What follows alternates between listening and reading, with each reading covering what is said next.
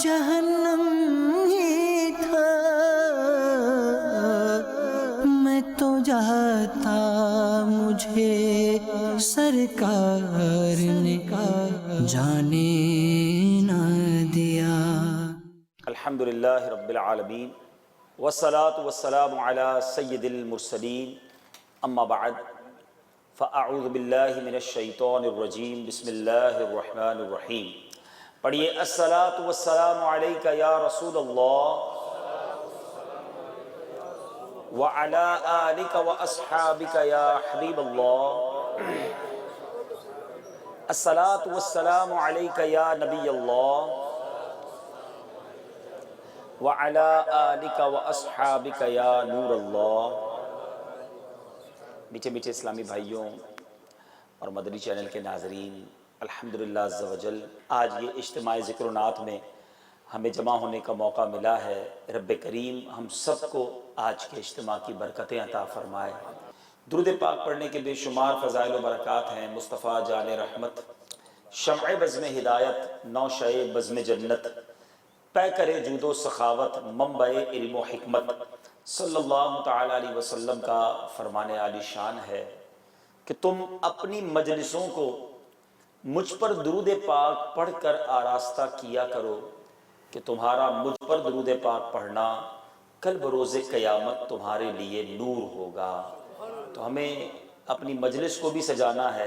میٹھے میٹھے اسلامی بھائیوں، آج جس موضوع پر مدنی پھول پیش کرنے ہیں، تاریخ اسلام کا یہ وہ عظیم واقعہ ہے جو آج میں نے عرض کرنا ہے، اور میں مشورہ بھی دوں گا جو یہاں موجود اسلامی بھائی ہیں اور مدنی چینل کے ناظرین کو بھی، کہ اس واقعے کو ضرور، ظاہر ہے بہت ساری باتیں بیان میں نہیں ہو سکیں گی، مگر one of the historical event in the history of Islam, اسلام کی تاریخ کا ایک شاندار باب ہے۔ اور یقین کریں جتنی بار اس واقعے کو پڑھتے ہیں، اس واقعے کو سنتے ہیں، ایمان تازہ ہوتا ہے۔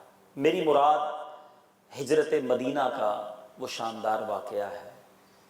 میرے آقا علیہ الصلوۃ والسلام نے مکے سے مدینے ہجرت کیوں کی؟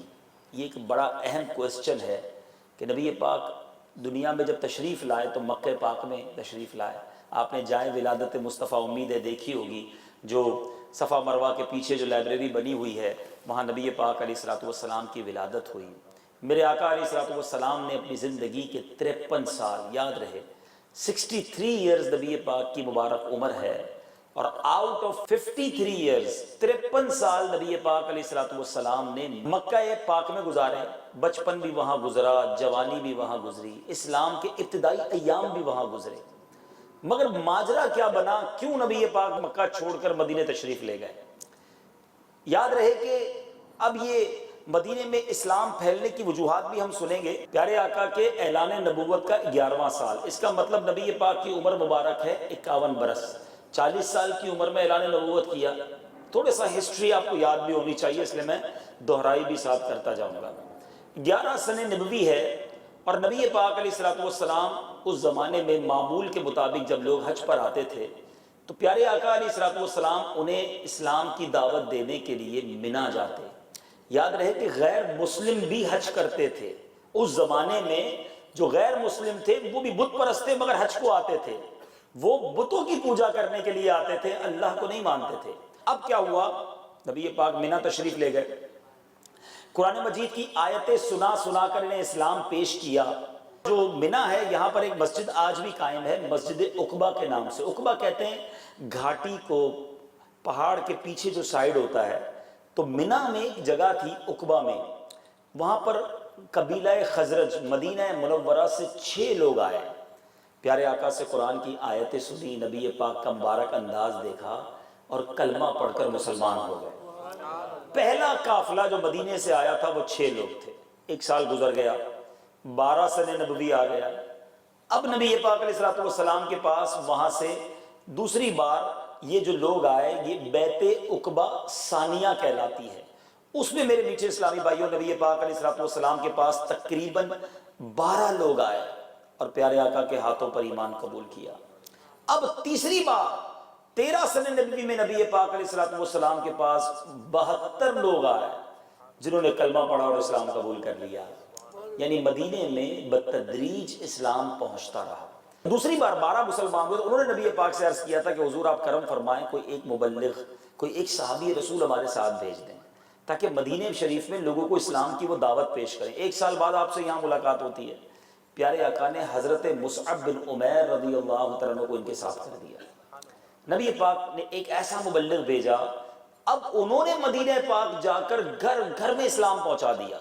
ایسا اسلام پھیلنے لگا کہ تیسرے سال 72 لوگ تو منی آ گئے نبی پاک کے پاس، کلمہ پڑھ کر مسلمان بھی ہوئے، اور آقا سے اب عرض کی کہ حضور آپ مدینے آئیے۔ اب بڑا تاریخی مکالمہ ہوا، وہ جملے ذرا سنیے گا کہ جب یہ بڑی تیزی کے ساتھ اسلام قبول کر رہے تھے اور مدینے والے آئے تو حضرت عباس جو ابھی ایمان نہیں لائے تھے، ان پیارے آقا علیہ السلام کے مبارک چچا حضرت عباس ابھی ایمان نہیں لائے تھے، مگر انہوں نے ان مدینے والوں سے کہا کہ دیکھو ہمارے اندر محمد صلی اللہ تعالیٰ علیہ وسلم اپنے خاندان بنی ہاشم میں ہر طرح محترم ہیں، باعزت ہیں، ہم لوگ دشمنوں کے مقابلے میں ان کے سامنے کھڑے ہو جاتے ہیں، سینہ سپر ہو جاتے ہیں۔ دیکھو اگر تم اپنے وطن میں لے جانے کے خواہش ہو نا تو اگر مرتے دم تک ان کا ساتھ دے سکو تو آفر کرنا، انہیں بلانا، ورنہ بہتر ہے ابھی سے واپس چلے جاؤ۔ اب ان لوگوں کا جوش و جذبہ جو تھا، انہوں نے کیا کمال کی بات کی، انہوں نے کہا ہم لوگ تلواروں کی گود میں پلے ہیں، ہم کسی طرح بھی نبی پاک علیہ السلام کا ساتھ نہیں چھوڑیں گے۔ مگر انہوں نے نبی پاک سے بڑی عجیب بات کی، کہ حضور دیکھیں آپ ہمارے پاس ضرور تشریف لائیں، ہم آپ کے ہیں، لیکن جب آپ مدینے آئیں گے نا تو یہودی جو مدینے کے ہیں وہ ہمارے خلاف ہو جائیں گے۔ اب جب وہ ہمارے خلاف ہوں گے اور آپ واپس مکے اپنے شہر چلے گئے تو ہمیں تنہا نہ چھوڑیے گا۔ تو نبی پاک علیہ السلام نے مسکراتے ہوئے جواب دیا، اے مدینے والو تمہارا خون میرا خون ہے، اور یقین کرو میرا جینا اور مرنا تمہارے ساتھ ہے، میں تمہارا ہوں، تم میرے ہو، تمہارا دشمن میرا دشمن ہے، تمہارا دوست میرا دوست ہے۔ اللہ اکبر۔ پیارے آقا نے اہل مدینہ کو یہ خوشخبری سنا دی۔ اب ایک طرف تو مدینے میں اسلام پھیل رہا ہے، دوسری طرف مکے میں اسلام لانے والوں پر آندھیاں ڈھائی جا رہی ہیں۔ ابو جہل ہے، ابو لہب ہے، سفیان اور بہت سارے عتبا، یہ بڑے بڑے وہ کافر تھے جو مسلمانوں کو بڑی تکلیف پہنچاتے تھے اور بڑا ستاتے تھے۔ نبی پاک علیہ السلام نے صحابہ سے کہا کہ اب ایک ایک کر کے مدینے کی طرف ہجرت کرو، وہاں ہمارے لیے بڑی راحتیں ہیں۔ صحابہ تشریف لے جاتے رہے، ایک ایک کر کے صحابہ نے ہجرت کر لی۔ اب تھوڑے ہی لوگ مکے میں رہ گئے، یا تو وہ رہ گئے جو کسی کے غلام تھے، یا وہ رہ گئے جن کے پاس پیسے نہیں تھے، یا کسی کا قرض دینا تھا۔ نبی پاک علیہ السلام ہیں، سیدنا ابو بکر صدیق رضی اللہ تعالیٰ عنہ اور مولا علی کرم اللہ تعالیٰ وجہ الکریم، پیارے آقا نے ان 2 صحابوں کو روک کے رکھا تھا، باقی بہت سارے صحابہ چلے گئے۔ اب اہل مکہ نے ایک کانفرنس بلائی، یہ بڑا عجیب واقعہ بتا رہا ہوں، ایک کانفرنس بلائی گئی، ایک ایسی میٹنگ بلائی گئی اہل مکہ نے جو کفار مکہ تھے کہ کسی طرح نبی پاک علیہ السلام کو روکا جائے۔ یہ اگر یہ بھی مدینے پہنچ گئے اور وہاں جا کر یہ غلبے میں آ گئے، ان کے پاس اور لوگ جمع ہو گئے تو واپس آ کر مکہ بھی فتح کر لیں گے۔ تو اب بڑے بڑے سرداران قریش کو بلایا گیا۔ اب سوچئے کہ اس میں کون کون تھا، کون ایسا مکے کا دانشور اور سردار تھا جو اس میٹنگ میں نہیں تھا؟ اس کے اندر ابو سفیان، ابو جہل، عتبہ، جبیر بن مطعم، حکیم بن حزام، امیہ بن خلف، سب جمع تھے۔ اب اس میٹنگ میں ایک عجیب واقعہ یہ ہوا کہ ایک بوڑھا شخص وہ بھی آ گیا، وہ شیطان ابلیس تھا جو ایک بوڑھے شخص کی شکل میں اس میٹنگ میں آیا۔ اب مشورہ ہوا کہ کس طرح روکا جائے، تو کسی نے کہا کہ ایسا کرتے ہیں کہ ان کو کسی کوٹھڑی میں قید کر دیتے ہیں، نبی پاک علیہ السلام کو کسی مکان میں بند کر دیتے ہیں تاکہ ان کا پیغام لوگوں تک نہ پہنچے۔ تو کسی نے جواب دیا کہ نہیں، یہ طریقہ صحیح نہیں ہے، ان کے جانثار ایسے ہیں جو ان کو کسی طرح بھی چھڑا لے جائیں گے۔ کسی نے مشورہ دیا ایسا کرتے ہیں کہ ان کو مکے سے باہر نکال دیتے ہیں، کسی اور شہر میں بھیج دیتے ہیں۔ تو دوسرے نے کہا کہ نہیں، اس کی مخالفت ابلیس شیطان نے بھی کی۔ کہتا نہیں، یہ جدھر جائیں گے ان کی باتیں اتنی اچھی ہیں، اتنی میٹھی ہیں، لوگ ان کی گرویدہ ہو جائیں گے، یہ وہاں بھی لوگوں کو جمع کر لیں گے۔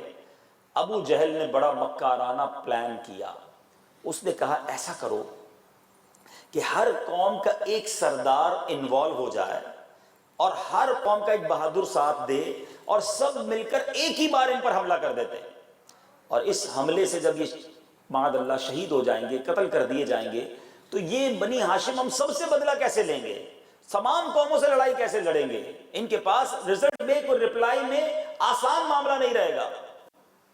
ٹھیک ہے جناب، یہ طے کر دیا۔ شیطان بڑا خوش کا، یہ بالکل صحیح مشورہ ہے۔ شیخ نجد نے اس مشورے کو اوکے کر دیا۔ اب یہاں تھوڑا سا میں بریک لیتا ہوں، بہت خوبصورت واقعات ابھی آگے ہیں۔ ایک بہت خوبصورت سوال یہ ہے کہ نبی پاک علیہ الصلوۃ والسلام نے مدینے کی طرف ہجرت کیوں کی؟ اللہ اکبر، علماء نے کمال کی اس میں جو ہے نا حکمتیں بیان کی ہیں کہ اگر نبی پاک مکے ہی میں رہتے تو مکہ تو ویسے ہی عزت والا، شرف والا، بزرگی والا شہر تھا، حضرت ابراہیم کی وجہ سے، حضرت اسماعیل کی وجہ سے، کعبہ شریف کی وجہ سے۔ ہو سکتا ہے کوئی کہتا کہ جناب مکے کو عزت جو ہے وہ تو پہلے سے ہی ملی ہوئی تھی۔ نبی پاک کو ایک ایسے شہر کی طرف بھیجا گیا جس کو پہلے کوئی نہیں جانتا تھا۔ آقا کے قدم وہاں لگ جائیں، ساری دنیا کے لیے بزرگ اور شرف والا شہر مدینہ بن جائے۔ دنیا کبھی یہ نہ کہہ سکے کہ مکہ عزت والا تھا، نبی پاک بھی بعد میں وہاں آئے۔ ارے نبی پاک نے جس شہر کو چنا وہ ساری کائنات کی دلوں کا تارا بن گیا۔ تو مدینہ منورہ ایک ایسی زمین جس کو پہلے بظاہر کوئی نہ جانتا تھا، نبی پاک کے قدم لگنے کی دیر ہے۔ کیا پیاری بات میرے شیخ طریقت امیر اہل سنت لکھتے ہیں نا، کر کے ہجرت یہاں آ گئے مصطفیٰ، کر کے ہجرت یہاں آ گئے مصطفیٰ، روشنی آج گھر گھر مدینے میں ہے، سارے دیوانے بےتاب ہیں اس لیے شاہ کی قبر انور مدینے میں ہے۔ تو نبی پاک نے جب مدینہ اختیار کیا، بہت خوبصورت بات علماء کہتے ہیں کہ بتاؤ پیارے آقا پیر والے دن دنیا میں کیوں تشریف لائے؟ افضل دن تو جمعے والا ہے، افضل دن تو جمعے کا ہے، پیارے آقا کی ولادت پیر والے دن کیوں ہوئی؟ کیا حکمت بھرا جواب ہے کہ اگر جمعے کو نبی پاک کی ولادت ہوتی تو کوئی کہنے والا کہتا جناب جمعہ تو پہلے ہی بزرگ دن تھا، پہلے ہی افضل دن تھا، اور اس دن نبی پاک بھی تشریف لائے، اس دن نبی پاک آئے کہ اس سے پہلے پیر کے دن کی کوئی افضلیت نہیں تھی، مگر آقا تشریف لائے تو اب عاشقان رسول پیر والے دن کو روزہ رکھ کر نبی پاک کا میلاد مناتے ہیں۔ اعلیٰ حضرت لکھتے ہیں نا، جمعہ مکہ تھا عید اہل عبادت کے لیے، جمعہ مکہ تھا عید اہل عبادت کے لیے، مجرموں آؤ یہاں عید دوشنبہ دیکھو۔ جائیے آج بھی پیر کے دن مدینے میں، اہل مدینہ آج بھی دسترخوان لگاتے ہیں، آج بھی مسجد نبوی شریف میں ایک بڑا خوبصورت منظر ہوتا ہے، نبی پاک کی ولادت کی گویا یاد بنائی جاتی ہے۔ تو بہرحال یہ حکمت بھری باتیں ہیں۔ ہجرت مدینہ ہوئی کس تاریخ کو یہ بھی پتا ہونا چاہیے۔ یاد رہے کہ سرور کائنات علیہ الصلوۃ والسلام جب روانہ ہوئے نا تو یہ جمعرات کی رات تھی اور یکم ربیع الاول تھا۔ ہجرت مدینہ جو اسٹارٹ نبی پاک کا سفر ہوا شب جمعہ یکم ربیع الاول، مگر اس سے پہلے کفار نے یہ پلان بنا لیا تھا کہ پیارے آقا پر حملہ کرنا ہے، نبی پاک کو معاذ اللہ شہید کرنا ہے۔ اب اللہ تبارک و تعالی نے جبریل امین کے ذریعے نبی پاک کو یہ پیغام دے دیا کہ یا رسول اللہ آپ اب ہجرت کر جائیے، آج رات آپ اپنے بستر پر نہیں سوئیں گے۔ اب نبی پاک علیہ الصلوۃ والسلام چلچلاتی دھوپ میں سیدنا ابو بکر صدیق رضی اللہ عنہ کے گھر جاتے ہیں۔ بی بی عائشہ صدیقہ رضی اللہ تعالی عنہا فرماتی ہیں نبی پاک کا صدیق اکبر سے پیار دیکھو، پیارے آقا کا کنیکشن اور دوستی سیدنا ابو بکر صدیق سے کیسی تھی۔ حضرت عائشہ فرماتی ہے جب سے میں نے ہوش سنبھالا ہے، جب سے میں نے ہوش سنبھالا ہے، روزانہ نبی پاک علیہ الصلوۃ والسلام ہمارے گھر تشریف لایا کرتے، ڈیلی نبی پاک کا وزٹ سیدنا ابو بکر صدیق رضی اللہ عنہ کے گھر ہوتا۔ مگر یہ وہ دن تھا، یہ وہ وقت تھا کہ جو ایسے وقت میرے آقا تشریف لے گئے جس وقت عموماً تشریف نہیں لے جایا کرتے تھے۔ صدیق اکبر رضی اللہ عنہ جب دیکھا کہ نبی پاک تشریف لائے ہیں تو آقا علیہ الصلوۃ والسلام نے فرمایا اے ابو بکر تخلیہ کر لو، کوئی اور ساتھ نہیں ہونا چاہیے۔ حضرت ابو بکر صدیق رضی اللہ عنہ نے عرض کیا حضور آپ کی زوجہ حضرت عائشہ ہی میرے ساتھ بیٹھی ہیں۔ اب حضرت عائشہ کہتی ہیں کہ نبی پاک علیہ الصلوۃ والسلام نے صدیق اکبر رضی اللہ عنہ سے فرمایا کہ مجھے ہجرت کا حکم مل چکا ہے، اب ہجرت کے لیے مجھے اللہ کی طرف سے حکم اجازت مل چکی ہے۔ حضرت ابو بکر صدیق عرض کرتے ہیں یا رسول اللہ کیا میں آپ کے ساتھ سفر کر سکتا ہوں؟ پیارے آقا نے فرمایا ہاں اے ابو بکر تم میرے ہمراہ ہوگے۔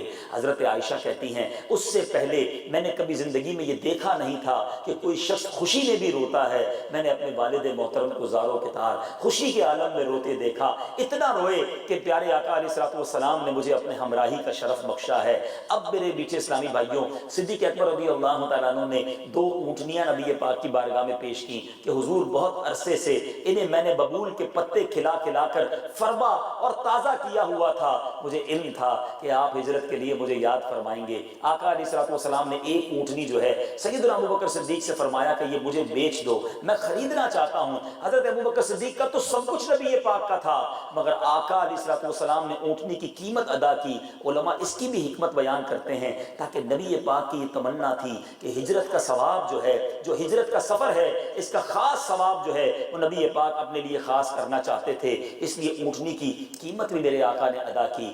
اب امتحان لیا گیا، عشق کا امتحان تھا مولا کائنات مولا علی کرم اللہ تعالی وجہ الکریم کا ہے۔ مولا علی سے نبی پاک علیہ الصلوۃ والسلام نے فرمایا کہ اے علی، آج تم نے میرے بستر پر سونا ہے، میری سبز چادر اوڑھ کر میرے بستر پر تم نے سونا ہے۔ حضرت علی کو بھی معلوم تھا کہ آج کفار نے پلان بنایا ہے کہ محاصرہ کر کے پیارے آقا کے گھر پر گویا دھاوا بولنا ہے اور گویا نبی پاک علیہ الصلوۃ والسلام کو شہید کرنا ہے۔ وہ بستر اس وقت کانٹوں کی سیج تھا، مگر مولا علی کے عشق نے اسے پھولوں کا بستر بنا دیا۔ آپ نے لبیک کہا۔ اچھا، نبی پاک نے بڑا پیارا جملہ فرمایا تھا کہ اے علی میرے بستر پر سو جاؤ، صبح اٹھ کر مکے والوں کو ان کی امانتیں لوٹا کر تم بھی میرے پاس مدینے آ جانا۔ حضرت علی کہتے ہیں دشمنوں نے پلان بڑے کیے تھے، مگر مجھے میرے نبی کے وعدوں پر اور الفاظ پر ایسا یقین تھا۔ آقا نے فرمایا تھا علی میرے پاس مدینے آ جانا۔ نبی پاک نے جب یہ کہا تھا تو مجھے پتا ہے میرا بال بھی بیکا نہیں ہونا ہے، میں نے مدینے پہنچنا ہے، خیر سے پہنچنا ہے۔ مولا علی کہتے ہیں ساری رات سکون کی نیند سویا، کسی قسم کی کوئی ٹینشن نہیں۔ کفار کا اپنا پلان تھا، رب نے وحی بھیج کر گویا نبی پاک علیہ الصلوۃ والسلام کو ایک شاندار پلان عطا کیا۔ قرآن میں اللہ فرماتا ہے، وہ تاریخی آیت، اللہ فرماتا ہے اے محبوب یاد کیجئے جس وقت کفار آپ کے بارے میں خفیہ تدبیر کر رہے تھے کہ آپ کو قید کر دیں یا قتل کر دیں یا شہر بدر کر دیں۔ یہ لوگ خفیہ تدبیر کر رہے تھے اور اللہ خفیہ تدبیر کر رہا تھا، اور اللہ کی پوشیدہ تدبیر سب سے بہتر ہے۔ پلاننگ کر لے انسان جو کرنا ہے۔ کچھ لوگ لوگوں کا بڑا برا چاہتے ہیں، میں اس کو تباہ کر دوں گا، اس کو ختم کر دوں گا، میں اس کو آگے نہیں بڑھنے دوں گا، اس کی ایسی کی تیسی کر دوں گا۔ وَتُعِزُّ مَن تَشَاءُ وَتُذِلُّ مَن تَشَاءُ، میری اور آپ کی کوئی حیثیت نہیں، بنا لو جتنے پلان۔ اللہ کی جو پلاننگ ہے، رب کی جو قدرت کے نظارے ہیں، اس کے آگے کسی کا بس نہیں چلتا۔ لوگ جناب بہت سارے پلان کرتے ہیں کہ میں یوں دنیا میں سب سے بڑا آدمی بن جاؤں گا، اس جگہ پہنچنے سے پہلے قبر میں پہنچ جاتے ہیں۔ اے میرے میٹھے اسلامی بھائیوں، اللہ کی قدرت اور اللہ کے فیصلوں پر یقین ہونا چاہیے۔ ہر بات عقل اور ہوشیاری سے نہیں ہوتی۔ مولا علی کرم اللہ تعالی وجہ الکریم کا ایک قول مجھے یاد آ گیا، آپ کے ساتھ بھی ایسا ہوا ہوگا، میرے ساتھ تو کئی بار ایسا ہوا ہے کہ ہم بڑی پلاننگ کر کے چلتے ہیں، اتنے بجے یہاں پہنچوں گا، پھر یہ والی فلائٹ لوں گا، پھر وہاں پہنچوں گا، اس کے بعد یہ کام نپٹا کر پھر یہ والی فلائٹ لوں گا، پھر یہاں پہنچ جاؤں گا، ایوری تھنگ پلان۔ مگر اچانک ایک ایسا چکر چلتا ہے کہ سب چیزیں آگے پیچھے ہو جاتی ہیں، بندہ بے بس ہو جاتا ہے، اب سمجھتا ہے یہ کیا ہو گیا۔ تو مولا علی فرماتے ہیں نا کہ میں نے اپنے ارادوں کے ٹوٹنے سے اپنے رب کو پہچانا ہے۔ ارادے ٹوٹتے ہیں تو پتہ چلتا ہے کوئی ہے جس کے ہاتھ میں ساری پلاننگ ہے، کوئی ہے جس کے ہاتھ میں یہ قدرت ہے کہ وہ جب چاہے ہمارے نظام کو تبدیل کر سکتا ہے۔ کفار نے بڑے پلان کیے تھے، تلواریں لیے کھڑے ہیں۔ اب دیکھو نبی پاک علیہ الصلوۃ والسلام وہاں سے نکلے کیسے، اللہ اکبر، بڑا خوبصورت جملے ہیں۔ پیارے آقا علیہ الصلوۃ والسلام جب مولا علی کرم اللہ تعالی وجہ الکریم کو اپنی بستر پر لٹایا تو باہر کفار موجود تھے۔ پیارے آقا علیہ الصلوۃ والسلام جو ہیں ان کفار مکہ کے سامنے نکلے، سورہ یاسین کی تلاوت کرتے ہوئے ابتدائی آیات، اور ہاتھ میں میرے آقا نے مٹی پکڑی، مٹی کی سمجھ لے کہ ایک مٹھی بھری ہوئی تھی مٹی کی۔ نبی پاک علیہ السلام نے وہ مٹی جو ہے ان کفار کے سر پہ ڈالنا شروع کی، ان کو نبی پاک نظر نہیں آ رہے، اور پیارے آقا سب کے سروں پر وہ خاک ڈالتے ہوئے ان کے سامنے سے نکل گئے۔ کفار کھڑے ہیں محاصرہ کر کے، تو ایک شخص دور سے آیا، کہا کس کا انتظار کر رہے ہو؟ تو کہا محمد عربی صلی اللہ تعالی علیہ وسلم اس گھر میں سو رہے ہیں، ہم نے ان پر حملہ کرنا ہے۔ کہا وہ ابھی تو آپ کے سامنے سے گزر کر گئے ہیں۔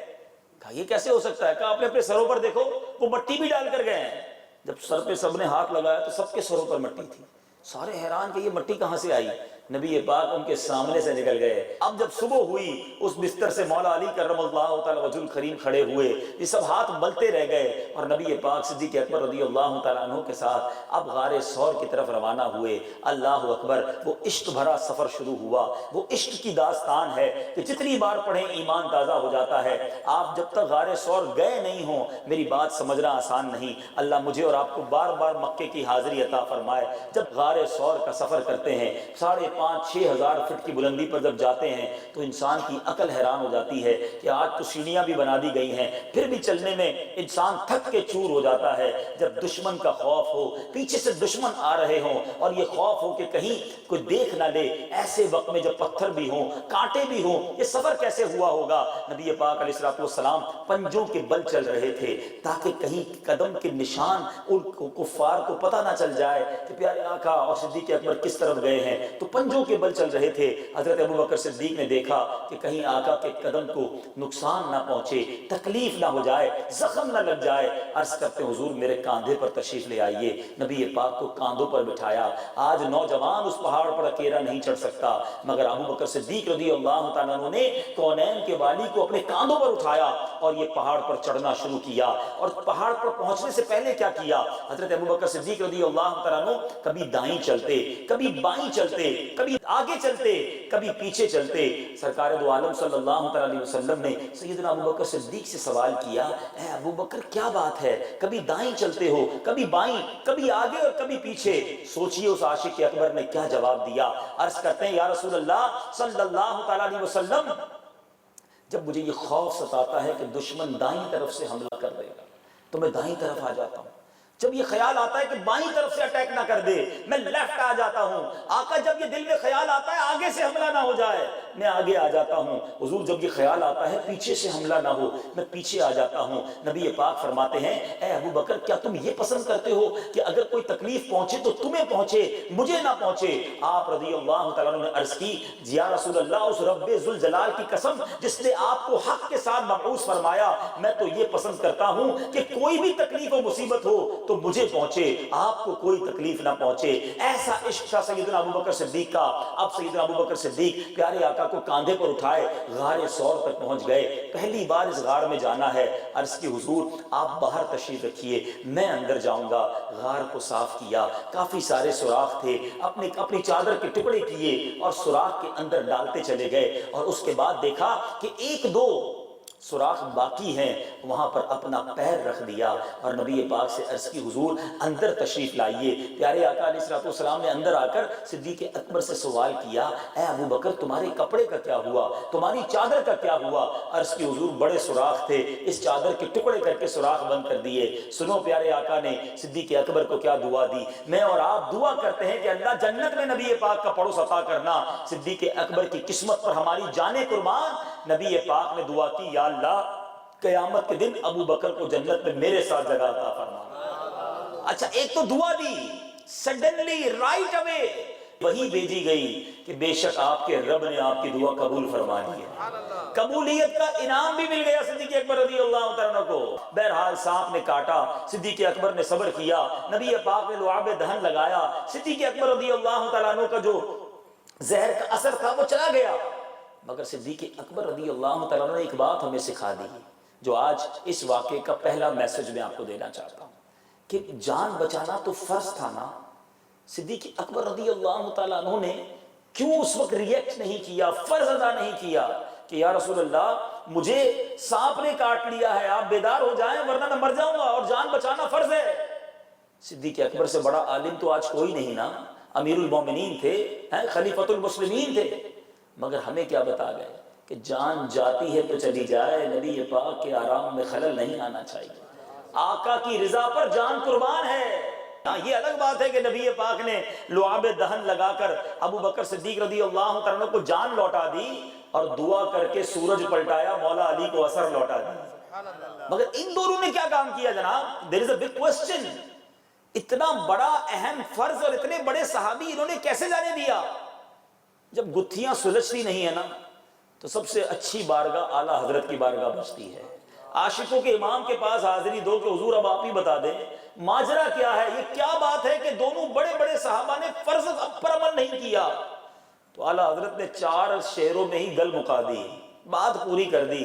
آپ فرماتے ہیں مولا علی نے واری تیری نیند پر نماز، مولا علی نے واری تیری نیند پر نماز، اور وہ بھی عصر سب سے جو اعلیٰ خطر کی ہے، صدیق بلکہ غار میں جان ان پہ دے چکے، اور حفظ جان تو جان فروز غرر کی ہے۔ مطلب کیا کہ مولا علی نے اپنی نماز آپ کی ذات پر وار دی، اور وہ بھی نماز کون سی؟ عصر کی، جو بڑی احتیاط والی نماز ہے، تھوڑا ٹائم ہوتا ہے۔ ابوبکر صدیق رضی اللہ تعالیٰ عنہ نے غار میں جان دے دی، اور جان بچانا تو اہم ترین فرض تھا، مگر نبی پاک نے کیا کیا؟ ہاں تو نے انہیں جان انہیں پھیر دی نماز، پر وہ تو کر چکے جو کرنی بشر کی ہے۔ ان دونوں نے اپنے حصے کا کام کر دیا تھا۔ اب رزلٹ کیا آیا؟ اعلیٰ حضرت نے اب ہمیں سمجھا رہے ہیں، فرماتے ثابت ہوا کہ جملہ فرائض فرو ہے، اصل الاصول بندگی استاج ور کی ہے۔ یہ سارے فرض جو ہیں یہ شاخیں ہیں، اصل اصول یہ ہے کہ نبی پاک راضی ہو جائیں، وہ راضی ہو جائیں تو رب بھی راضی ہو جاتا ہے۔ آج میں نے اور آپ نے اپنی زندگی کے معاملات میں یہ دیکھنا ہے کہ میں جو کام کرنے جا رہا ہوں اس میں پیارے آقا راضی ہوں گے، یہ نبی پاک کی ناراضی ہو جائے گی، یہ ان کی سنت کا طریقہ ہے کہ نہیں، ان کے طرز زندگی پر میں زندگی گزار رہا ہوں کہ نہیں۔ اگر یہ انداز نہ اپنایا تو کہیں بربادی مقدر نہ بن جائے۔ نمازیں تو ہوں، روزے تو ہوں، عبادتیں ہوں، مگر اللہ کے حبیب راضی نہ ہوں تو یہ عبادتیں کسی کام کی نہیں ہیں۔ عبادتیں بھی جبھی ایکسپٹ ہونی ہیں جب رب کے حبیب راضی ہوں گے، وہ ہم سے خوش ہوں گے۔ تو بہرحال میرے بیچے اسلامی بھائیوں، اب یہ واقعہ آگے بڑھتا ہے، یہ سفر آگے بڑھتا ہے، اور اس سفر میں کمال کے واقعات ہونے لگ گئے۔ نبی پاک آگے ہیں، کفار مکہ نے یہ اعلان کر دیا کہ جو انہیں پکڑ کے لائے گا، معاذ اللہ گرفتار کرے گا، تو انہیں 100 اونٹوں کا انعام دیا جائے گا۔ اس زمانے کے اونٹ جو تھے وہ اتنے قیمتی تھے نا، ان لوگوں کے لیے سواری تھی، اتنا بڑا انعام تھا۔ اب سارے لوگ تلاش میں نکل پڑے کہ کہیں نہ کہیں تو یہ ملیں گے۔ اچھا مزے کی بات بتاؤں، ہماری ایک بڑی پیاری کتاب ہے، وہ حاصل کیجئے، اس میں نقشہ موجود ہے۔ اللہ کی رحمت سے مجھے اس راستے سے سفر کرنے کی سعادت ملی ہے۔ ہم جس راستے سے مدینہ شریف جاتے ہیں نا، یہ نارمل راستہ ہے، پیارے آقا اس راستے سے تشریف نہیں لے گئے تھے، ایک ہٹ کے اور راستہ اختیار کیا گیا تاکہ جس راستے میں دشمن گھات لگائے بیٹھے ہیں وہاں سے نہ جایا جائے، کسی اور راستے سے جایا جائے۔ بہرحال اب جب اس راستے سے نبی پاک علیہ السلام تشریف لے گئے تو راستے میں نبی پاک کے مزید معجزات کا ظہور ہونے لگا۔ سب سے پہلے پیارے آقا علیہ السلام ایک ایسے خیمے میں پہنچے، ایک ایسی بوڑھی عورت تھی جو مسافر جو گزرتے تھے ان کو کھانا پانی دیا کرتی تھی۔ پیارے آقا تھے، سیدنا ابوبکر صدیق رضی اللہ تعالیٰ عنہ تھے، آپ کے ساتھ آپ کے ایک اور ساتھی بھی تھے۔ تو نبی پاک علیہ السلام جب اس کے خیمے میں گئے تو وہ بوڑھی عورت جن کا نام تھا ام معبد رضی اللہ تعالیٰ عنہ، اللہ اکبر، میں جب بھی ان کا واقعہ پڑھتا ہوں یا بیان کرتا ہوں میں سوچتا ہوں کہ نبی پاک نے کچھ منٹ ان کے خیمے میں کیا گزار دیے، ساری دنیا ام معبد کو جاننے لگ گئی ہے۔ سرکار کا کچھ دیر کا ساتھ سیرت مصطفیٰ کی کون سی کتاب ہے؟ اللہ اکبر، آپ سیرت کی کوئی بھی کتاب پڑھ لیں، ام معبد کے تذکرے کے بغیر سیرت کی کتاب پوری نہیں ہوتی۔ وہ ایک ایسی بوڑھی خاتون تھی جو ایک ریگستان میں بیٹھی تھی، پیارے آقا نے کچھ دیر قدم کیا رنجا فرمائے ساری دنیا میں مشہور فرما دیا۔ اب سنو کیا ہوا، پیارے آقا اس خیمے میں گئے، اس بوڑھی عورت کے پاس اس وقت نہ کھانا تھا نہ پینے کو کچھ تھا، ایک لاغر بکری تھی۔ نبی پاک علیہ السلام نے دریافت فرمایا کیا دودھ ہے آپ کے پاس؟ ام معبد کہتی ہیں حضور میرے پاس تو کچھ بھی نہیں ہے، یہ بکری ہے اور اس کے تھن بھی خشک ہو گئے ہیں۔ نبی پاک نے فرمایا اگر اجازت دو تو میں اس بکری سے کچھ دودھ جو ہے وہ نکال لوں۔ تو کہا حضور آپ کر سکتے تو نکال لیجئے، ہے کچھ نہیں۔ پیارے آقا نے اس کے تھنوں کو صرف ہاتھ لگایا، بسم اللہ پڑھ کر تھن کو ہاتھ لگایا تو وہ تھن جو ہے وہ دودھ سے بھر گئے۔ اب برتن لائے گئے، اب نبی پاک نے دودھ پیا، حضرت ابوبکر صدیق نے دودھ پیا، سیراب ہوئے۔ نبی پاک نے اتنا وقت گزارا اور آقا تشریف لے گئے، مگر دیکھو اس گھر کا نقشہ بدل گیا۔ بکری حشاش بشاش، گھر میں دودھ کے برتن بھرے ہوئے ہیں۔ حضرت ابو معبد آئے، اب ام معبد کے جو شوہر ہیں وہ آئے، گھر کا نقشہ چینج دیکھا کہ ماجرا کیا ہے، دودھ کدھر سے آیا، یہ بکری اتنی فرما کیسے ہو گئی ہے۔ اب ام معبد کہتی ہیں حضور ایک بڑی حسین شخصیت، ایک مبارک، اچھا نبی پاک کا نام بھی نہیں پوچھا تھا اس نے، بوڑھی خاتون تھی، نام بھی نہیں پتا تھا، کہا ایک مبارک ہستی تھی، ایک حسین چہرہ تھا، ایک بڑے نیک لوگ آئے تھے، ان کی برکت سے یہ سب ہوا ہے۔ اچھا آپ بکری کے بارے میں ایک اور بات بتا دوں کہ بکری نارملی کتنا دودھ دیتی ہے، یہ کسی دودھ والوں کا کام ہو ان سے پوچھئے گا۔ حضرت ام معبد کی بکری کو نبی پاک نے جب ہاتھ لگایا اس کے بعد 18 سال تک وہ زندہ رہی، سن 18 ہجری تک زندہ رہی اور برابر دودھ دیتی رہی، اب مزید 18 سال تک وہ دودھ دیتی رہی۔ نبی پاک نے اس بکری کو جب ہاتھ لگایا، اب ابو معبد کہتے ہیں اے ام معبد بتاؤ تو صحیح وہ کیسے ہیں، جو آئے تھے ہمارے گھر میں تو اتنی تعریف کرتی ہو، ذرا حلیہ تو بیان کرو۔ اللہ اللہ، اس ریگستان میں رہنے والی ایک بوڑھی خاتون نے جو نبی پاک کا حلیہ بیان کیا، آج بڑے بڑے تاریخ نگار، بڑے بڑے جناب شعراء ان جملوں کو بھلا نہیں پاتے۔ وہ جملے ہیں یا موتیاں ہیں، ارے آج بھی سنو تو ایمان تازہ ہو جاتا ہے۔ جب بھی نبی پاک کا حلیہ کوئی لکھنے بیٹھتا ہے، حضرت ام معبد کے وہ الفاظ لکھنا ضروری سمجھتا ہے۔ آپ الفاظ سنیے، وہ بوڑھی خاتون اپنے شوہر سے کہتی ہیں رأیت رجلا ظاہر الوداع، کہتی ہے میں نے ایک ایسی ذات دیکھی ہے جن کا حسن نمایاں تھا۔ اگر آپ کوشش کریں پیارے آقا کا تصور جمانے کی، بلکہ علماء کہتے ہیں اگر کسی کو نبی پاک کا حلیہ تصور میں لانا ہے، نبی پاک کا چہرہ کیسا تھا، پیارے آقا دکھتے کیسے ہیں، تو ام معبد نے جس طرح نبی پاک کا حلیہ بیان کیا اس کو پڑھا کرے، اس کو سنا کرے، آنکھیں بند کر کے سنا کرے تو تصور جانا بن سکتا ہے۔ کہتی ہیں رأیت رجلا ظاہر الوداع، میں نے ایک ایسی ذات دیکھی ہے جس کا حسن نمایاں تھا، ابلج الوجہ حسن الخلق، کہتی جن کا چہرہ خوبصورت اور تخلیق بہت عمدہ تھی، لم تعبہ خجلا، نہ تو ان میں پیٹ بڑا ہونے کا عیب تھا، ولم تزری بہ سعلا، کہتی ہیں نہ ہی بالکل دبلا پتلا ہونے کا نقص تھا، وسیم قسیم، الفاظ دیکھیں، کہتی ہیں وسیم قسیم، نہ ہی بڑے ہی حسین اور انتہائی خوبصورت، فی عینیہ دعج، آنکھیں سیاہ اور بڑی تھیں، وفی اشفارہ وطف، پلکیں لمبی تھیں، وفی صوتہ صحل، ان کی آواز گونجدار تھی۔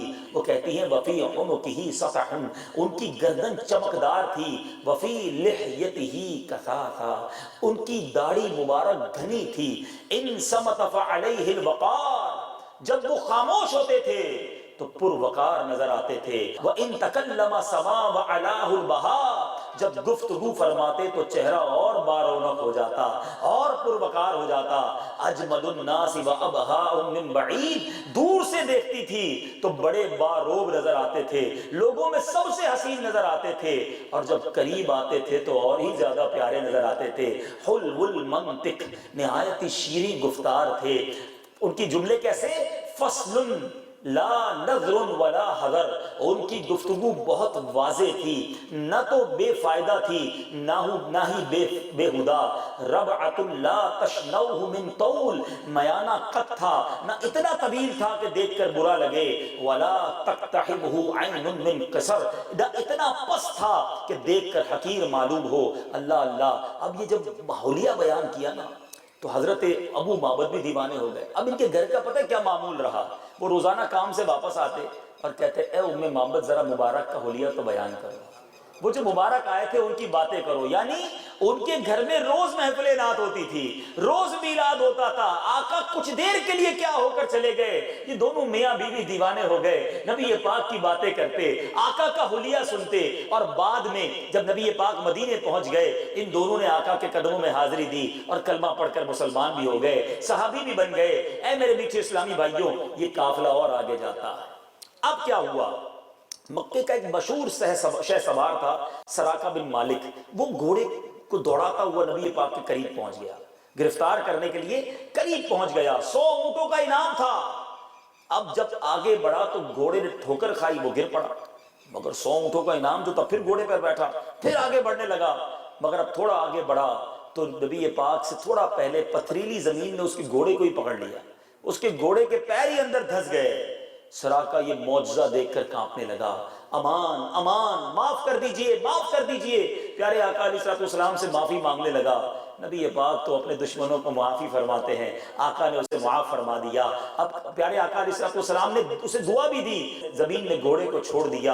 اب سراقہ کہتا ہے حضور مجھے کوئی امن کا پروانہ بھی لکھ دیجئے تاکہ مجھے کوئی پکڑ نہ لے۔ پیارے آقا نے حضرت سراقہ کو ایک تحریر بھی لکھ کے دی۔ سراقہ نے اس تحریر کو اپنے ترکش میں سنبھال کر رکھ دیا۔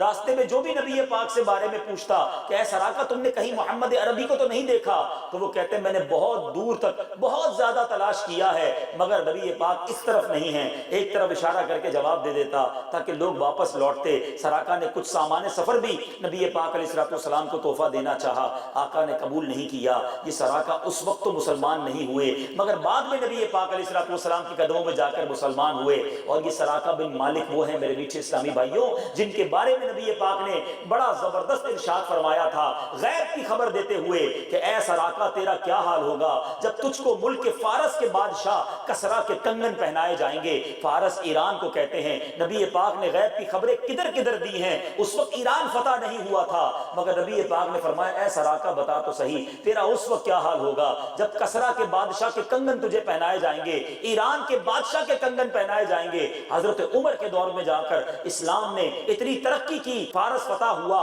ایران فتح ہوا، اس کے بادشاہ کے جو کنگن تھے وہ مال غنیمت میں لائے گئے۔ حضرت عمر نے اعلان کیا سراقہ کدھر ہیں؟ سراقہ قریب آئے اور حضرت عمر نے نبی پاک کی اس پیشن گوئی کو پورا فرمایا۔ سراقہ بن مالک کو کنگن پہنایا۔ حالانکہ اسلام میں سونے کے کنگن پہننا مرد کے لیے جائز نہیں ہے مگر میرے آقا وہ عظیم ہستی ہیں، آپ کی زبان سے جو نکل جائے وہی شریعت ہے، ہم سب کے لیے منع ہے، سراقہ کے لیے جائز تھا۔ اب یہ قافلہ اور آگے جاتا ہے۔ ایک اور واقعہ، بریدہ اسلمی ایک اور شہ سوار تھے، نبی پاک کے پاس 70 سواروں کو لے کر آئے، لالچ یہ تھا کہ گرفتار کریں گے۔ پیارے آقا علیہ السلام سے پوچھا آپ کون ہیں؟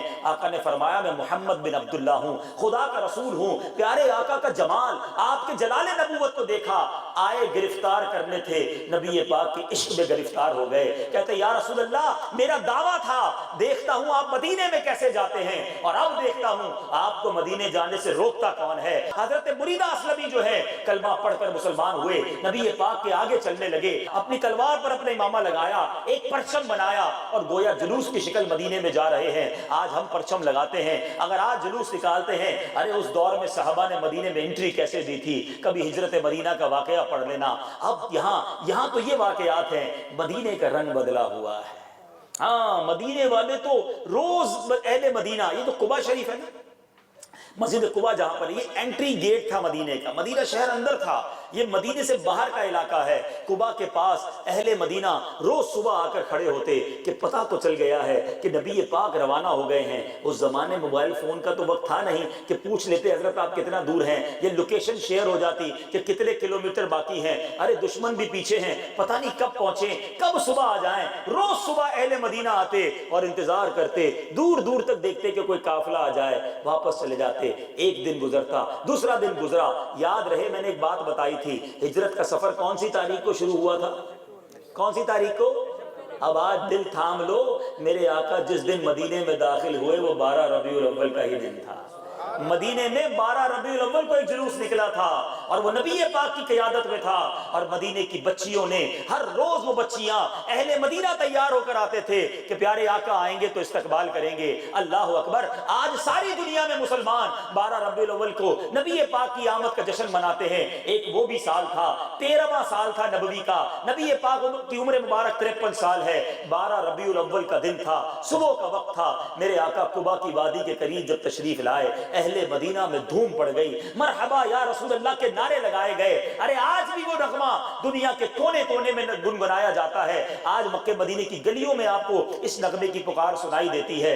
افریقہ جائیں، امریکہ جائیں، اہل عرب سے پوچھیں، سب کو یہ نغمہ عموماً یاد ہوتا ہے، اور وہ نغمہ کیا ہے؟ طلع البدر علینا من ثنیات الوداع وجبت شکر علینا ما دعا للہ دائی۔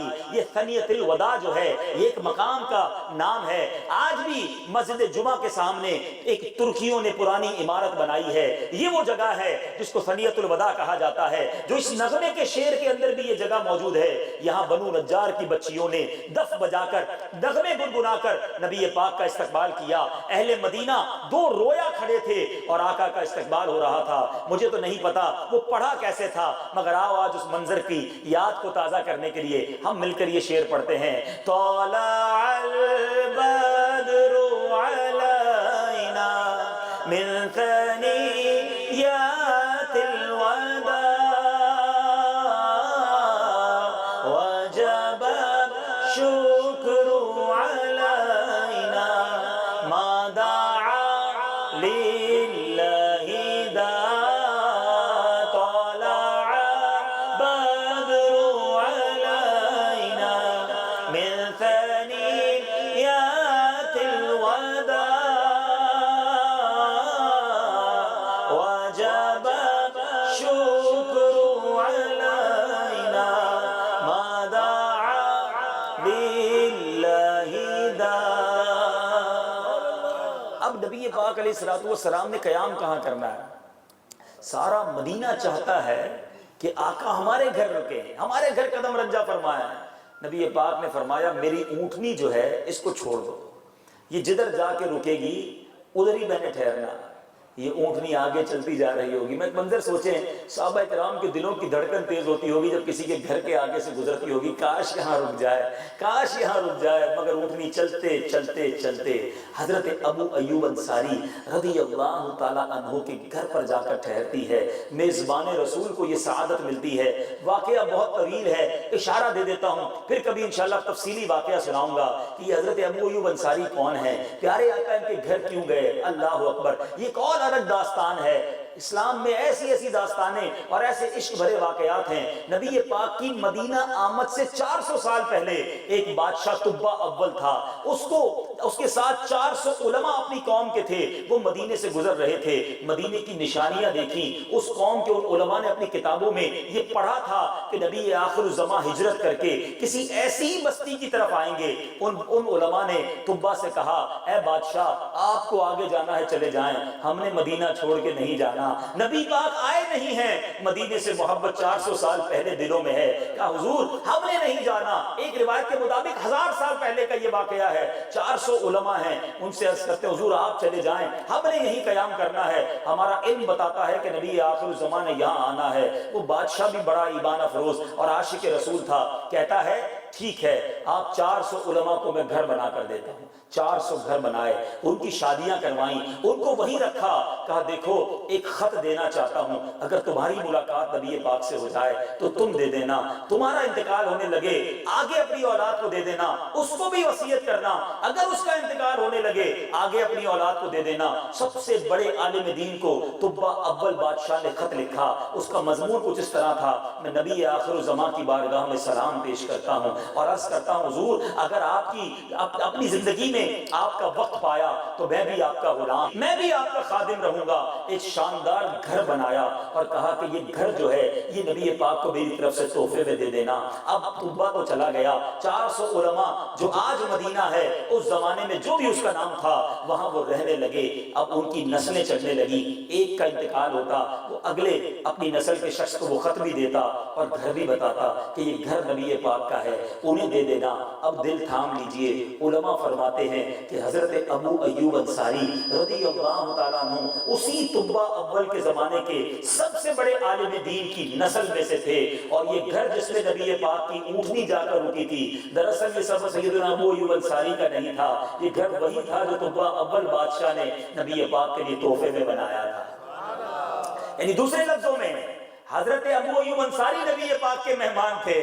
یہ گھر آقا کا تھا. آسمان خان، زمین خان، زمانہ مہمان. میرے اعلیٰ حضرت ایسے ہی لکھتے آسمان خان، زمین خان، زمانہ مہمان. صاحب خانہ لقب کس کا ہے تیرا تیرا، میں تو مالک ہی کہوں گا کہ ہو مالک کے حبیب، یعنی محبوب و محب میں نہیں میرا تیرا.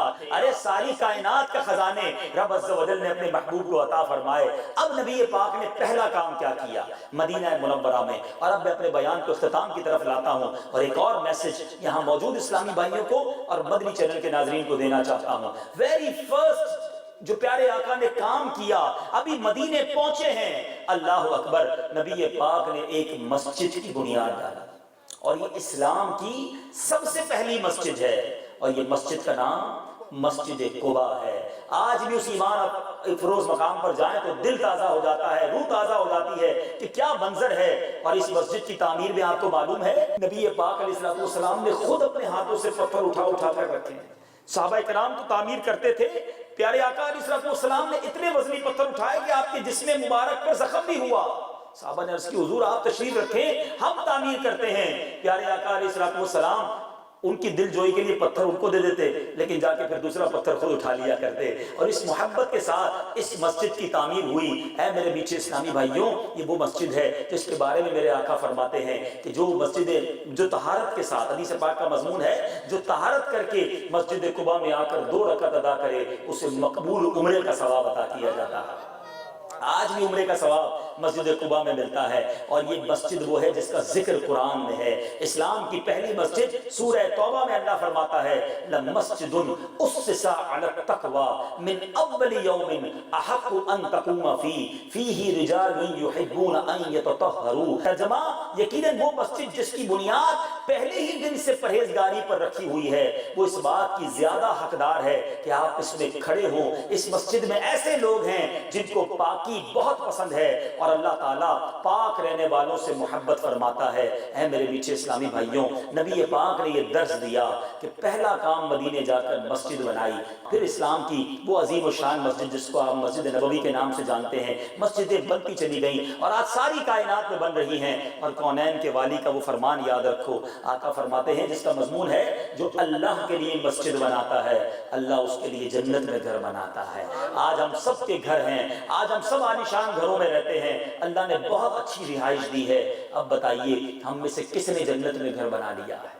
ہمیں ہجرت کا یہ واقعہ درس دیتا ہے۔ بہت سارے، میں صرف اس ایک واقعے سے کتنی شاخیں نکلتی ہیں، کتنے مدنی پھول نکلتے ہیں کہ قربانی کیسی دی صدیق اکبر رضی اللہ تعالیٰ عنہ نے، عشق کیسا تھا، قربان سب کچھ کرنے کے لیے صحابہ تیار رہتے، اور پھر نبی پاک کا اپنے صحابہ سے پیار کیسا، اس کے بعد مسجد کی تعمیر، مدینے والوں کا استقبال، نبی پاک کی محبت کا ظہور، یہ بہت سارے مدنی پھول اس واقعے کے تحت بیان کیے جا سکتے ہیں۔ تو اے میرے میٹھے اسلامی بھائیوں، آخر میں عرض یہ کرنا چاہوں گا، ہو سکے جتنے یہاں بیٹھے جن کو اللہ نے نوازا ہے، کم از کم ایک مسجد چاہے چھوٹی سی کیوں نہ ہو ہم ضرور بنائیں۔ اللہ کی رضا کے لیے ایک مسجد ضرور بنائیں کہ جو اللہ کے لیے مسجد بناتا ہے اللہ اس کے لیے جنت میں گھر بناتا ہے۔ اور اللہ سلامت رکھے دعوت اسلامی کو۔ دعوت اسلامی والے سال میں اب تک ایوریج یہ ہے کہ 600 مسجدیں بنا رہے ہیں۔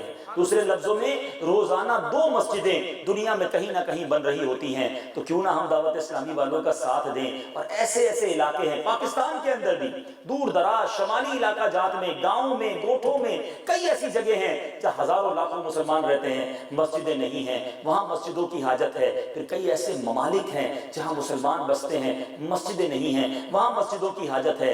اور دعوت اسلامی والے صرف 4 دیوار نہیں بناتے، مسجد بناتے بھی ہیں، مسجد آباد بھی کرتے ہیں، اس کے لیے بھی کوشش کرتے ہیں۔ دعوت اسلامی کا دوسرا نام ہی امیر اہل سنت فرماتے ہیں کہ مسجد بھرو تحریک ہے۔ ہم مسجدیں بنا کر پھر اسے آباد کرنا شروع کرتے ہیں، لوگوں کو نمازی بناتے ہیں۔ تو ہمیں تو یہ لالچ ہونی چاہیے کہ جب بھی سنیں دعوت اسلامی والے مسجد بنا رہے ہیں ہمیں اس میں اپنا حصہ ضرور ملانا چاہیے۔ تو الحمدللہ ہماری مجلس خدام المساجد ہے، آپ میں سے کوئی بھی مسجد بنانا چاہتا ہے، چھوٹے بجٹ سے لے کر بڑے بجٹ تک، بلکہ کئی تو ہمارے پاس پلاٹس موجود ہیں، سینکڑوں پلاٹس ہیں جو لوگوں نے ہمیں دے دی ہیں کہ آپ مسجد بنا لیں، ہمارے پاس اس میں تعمیر کرنے کے لیے اخراجات کی حاجت ہے، ہم سے رابطہ کریں گے، ہم آپ کو اس کی تفصیل بتائیں گے۔ اور آخری بات، اس پورے ہجرت کے واقعے سے ایک شخصیت پر تو بڑا رشک آتا ہے، اور صرف ہمیں رشک نہیں آتا، امیر المومنین حضرت عمر کو بھی رشک آیا کرتا تھا۔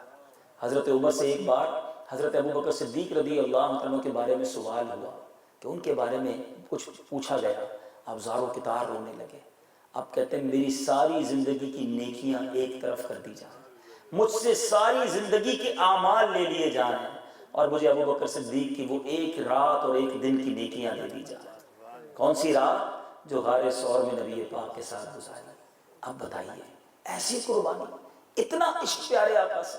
نعرہ تو میں اور آپ بھی لگاتے ہیں نا، غلامی رسول میں موت بھی قبول ہے، مگر یہ نعرہ ہے ہماری زبان پر، اور انہوں نے پروف کیا، صرف جان نہیں کئی بار مال بھی قربان کر دیا، مگر آج ساری دنیا ان کے گن گاتی ہے نا۔ آقا نے کتنا کرم کیا زندگی میں بھی ساتھ رکھا، آج سنہری جانیوں کے پیچھے یار مزار بھی بنے ہوئے ہیں۔ صدیق اکبر یار غار بھی ہیں، یار مزار بھی ہیں، اور نبی پاک نے جنت میں بھی ساتھ رہنے کی دعا دی ہوئی ہے، جنت میں بھی ساتھی ہوں گے۔ تو یہ وہ ہستیاں ہیں جن کی سیرت مجھے اور آپ کو بتاتی ہے کہ ہمیں اپنے آقا سے کتنی محبت کرنی ہے۔ ناروں کی حد تک تو ہم بھی بڑے پرفیکٹ ہیں، مگر آج تک یہ بات سمجھ نہیں آتی، جو کہتا ہے غلامی رسول میں موت بھی قبول ہے، اس کو نماز کیوں قبول نہیں ہے؟ اس کو حرام روزی چھوڑنا قبول کیوں نہیں ہے؟ اس کو جھوٹ چھوڑنا قبول نہیں ہے؟ برے کام بھی کرتا ہے، کہتا ہے غلامی رسول میں موت بھی قبول ہے۔ اپنے آپ سے پوچھے یہ کیسی غلامی ہے؟ میرے میٹھے اسلامی بھائیوں، ہم سب کو پیارے آقا کی بارگاہ میں قیامت کے دن حاضر ہونا ہے اور ان سے شفاعت کی خیرات لینی ہے۔ کس منہ سے ان کے پاس جائیں گے؟ کبھی سوچا ہم نے؟ سیدنا صدیق اکبر رضی اللہ تعالیٰ عنہ نے اگر ہم سے سوال کر لیا قیامت کے دن کہ ساری زندگی میرے واقعات سنتے تھے، تم نے نبی پاک کی خاطر کیا قربانی دی ہے، ان کے عشق میں، تو کیا جواب ہے ہمارے پاس؟ آؤ میرے میٹھے اسلامی بھائی، سچا عشق اختیار کریں، اور عشق جو ہے نا وہ پریکٹیکل ہوتا ہے، یاد رکھیے گا۔ پیارے آقا کا عشق بیان نہیں کرنا پڑتا، وہ چھلکتا ہے، وہ نظر آتا ہے۔ غلام رسول کو بتانا نہیں پڑتا میں نبی پاک کا غلام ہوں، وہ دکھتا ہے، اس کی باتیں بتاتی ہیں، اس کا انداز بتاتا ہے۔ بندہ نہ خود بتائے کہ میں نبی پاک کا عاشق ہوں، بتانے کی ضرورت نہیں ہوتی، اس کا سراپا بتا دیتا ہے۔ اپنے آپ کو خود آئینے میں دیکھ کر طے کر لینا کہ میں اگر کسی کے سامنے جاؤں تو اسے پتہ چل جاتا ہے میں نبی پاک کا غلام ہوں۔ اگر جواب منع میں آئے تو پھر ایسے بنو کہ فنا اتنا تو ہو جاؤں میں تیری ذات عالی میں، جو مجھ کو دیکھ لے اس کو تیرا دیدار ہو جائے۔ مجھے دیکھے تو پتہ چل جائے کہ اس کا امتی ہے۔ الحمدللہ دعوت اسلامی کے مدنی ماحول میں ایسی عشق بھری، پیار بھری باتیں سکھائی جاتی ہیں۔ آئیے نبی پاک کے دامن کو مضبوطی سے تھامنے کے لیے دعوت اسلامی کے مدنی ماحول میں آ جائیں، جہاں ہمیں آخرت کی یاد بھی دلائی جاتی ہے اور پیارے آقا کے عشق سے لبریز جام بھی پلائے جاتے ہیں۔